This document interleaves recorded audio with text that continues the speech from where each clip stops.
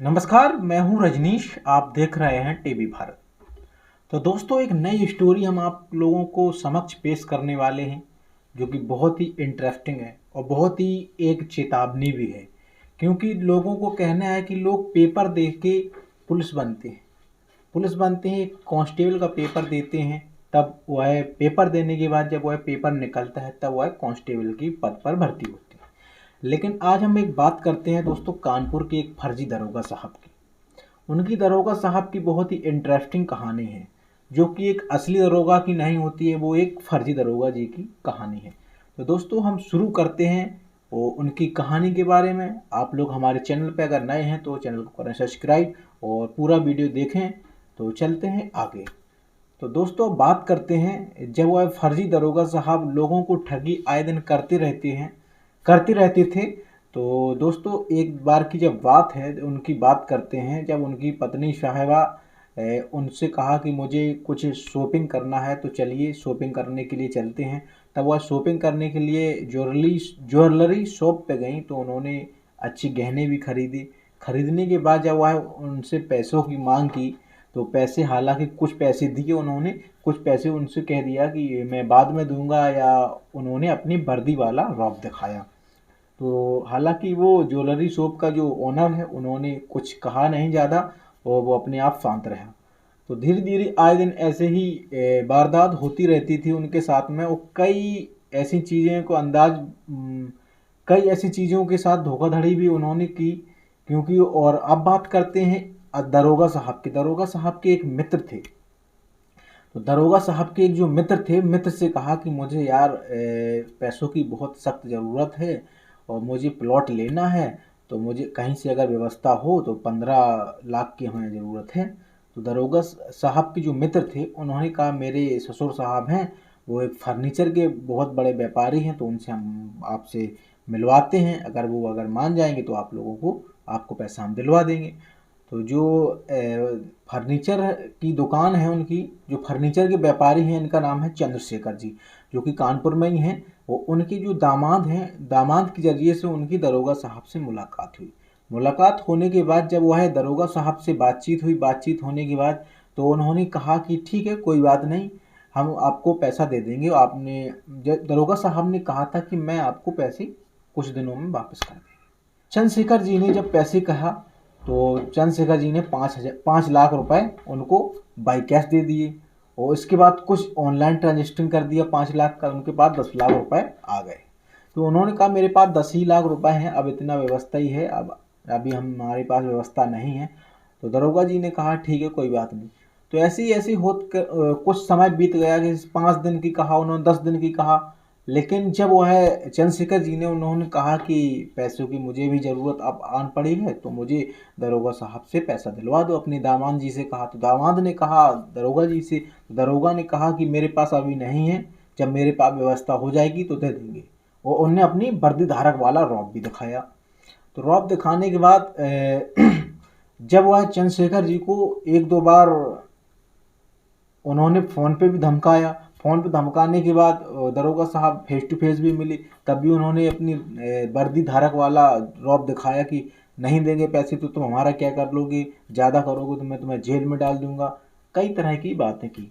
तो चंद्रशेखर जी, जो कि एक फर्नीचर के व्यापारी हैं, तो उनको ये बात हजम नहीं हुई। तो उन्होंने, हालांकि जब ज़्यादा प्रेशर डाला चंद्रशेखर जी ने, तो दरोगा जी ने एक दो चेक भी दी उनको काट के। चेक इस प्रकार के दी कि उन पे जैसे बैंक में उन्होंने लगाया तो उसमें बाउंस हो गई, उसमें जब पैसा था ही नहीं। तो चलिए दोस्तों, अब बात करते हैं आगे की।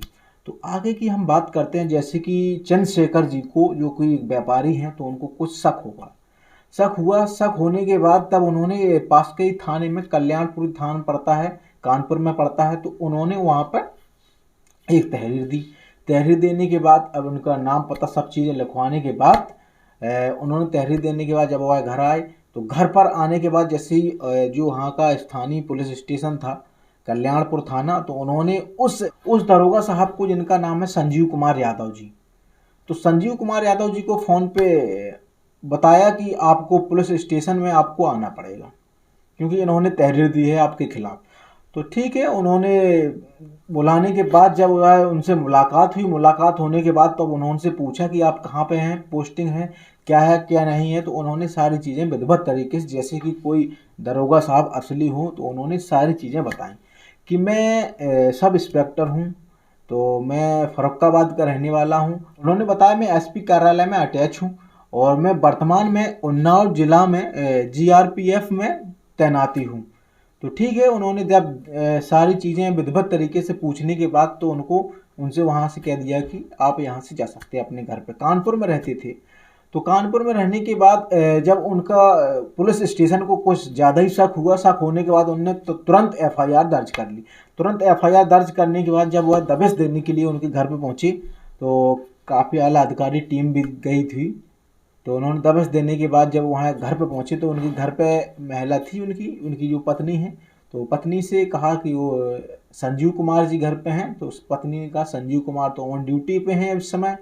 तो उन्होंने कहा मैं उनकी पत्नी हूँ, बताओ आप लोग क्या काम से आए हैं। तो उन्होंने कहा कि मुझे दरोगा साहब की जो तलाशी लेना है आपके घर की, कि आपके दरोगा साहब असली में नहीं है, फर्जी दरोगा हैं। तो पत्नी बोली ऐसी कैसी बात कर सकते हैं आप, वो तो असली दरोगा हैं। उनके असली दरोगा होने के पास मेरे पास कई ऐसी चीज़ें हैं। जब हमारी शादी हुई थी तो उनको कई लाख रुपए भी दिए गए थे कि वो असली दरोगा हैं। जैसे ही पुलिस विभाग के जो आला अधिकारी थे तो उन्होंने कहा कि ये फर्जी दरोगा हैं, हमें तलाशी लेने दीजिए। तो उसकी पत्नी कहा ठीक है, कोई बात नहीं, आप ले लीजिए, आपको खुद ही पता चल जाएगा कि ये हमारे जो पति हैं असली दरोगा हैं या फर्जी दरोगा हैं।